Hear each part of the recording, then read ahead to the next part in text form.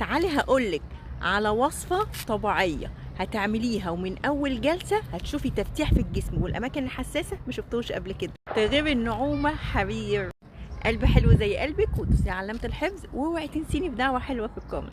الوصفة اللي هقولها دي جربيها بقى في الحماية بتاعت رمضان وحماية العيد وادعيلي. 3 مكونات وبس: صابون مغربي، صابونية المورينجا، ومعاهم سكراب الليمون اللي مليان فيتامين سي تركيز ما اقولكيش. ده غير ان المورينجا مركزه جدا في الصابونيه دي فبتعمل تفتيح وتنعيم ملوش حل. والصابون المغربي بيجلي الجسم جلي. هقولك كل الوصفه دلوقتي، ورقه وقلم واكتبي بقى.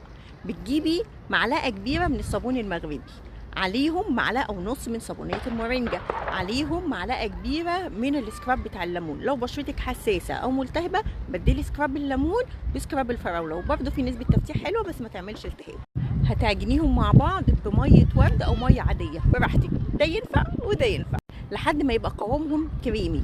وبعد كده بعد ما تاخدي الشاور بتاعك عادي خالص هتبتدي تاخدي الماسك اللي احنا عملناه ده وتبتدي تدلكي بيه الجسم كله، وركزي على الاماكن الغامقه زي الكوع والركب واي مكان غامق في جسمك.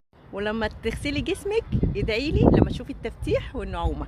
وعامله عليهم عرض جبار الحقيقي دلوقتي، سيبي كومنت.